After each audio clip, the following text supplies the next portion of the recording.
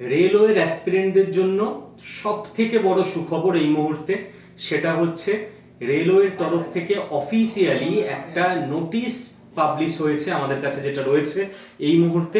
এখানে দেখা যাচ্ছে 2026 সালের পুরো যে রেলওয়ের পরীক্ষা হবে ক্যালেন্ডার মেনটেন করে, assistant loco pilot, technician, section controller থেকে শুরু করে জুনিয়র ইঞ্জিনিয়ার, তারপর এনটিপিসির যে পরীক্ষাগুলো, গ্রুপ ডির পরীক্ষাগুলো, এই প্রত্যেকটা পরীক্ষার কত দিন পর্যন্ত ভ্যাকেন্সি কাউন্ট করা হবে, কবে সেই ভ্যাকেন্সির অ্যাসেসমেন্ট হবে, কবে সেই ভ্যাকেন্সি পুরোপুরি ড্রাফট সিইএন হিসেবে প্রকাশিত হবে, পুরো লিস্ট অর্থাৎ আগাম এক বছরের ক্যালেন্ডার রেলওয়ের তরফ থেকে পাবলিশ করে দেওয়া হয়েছে।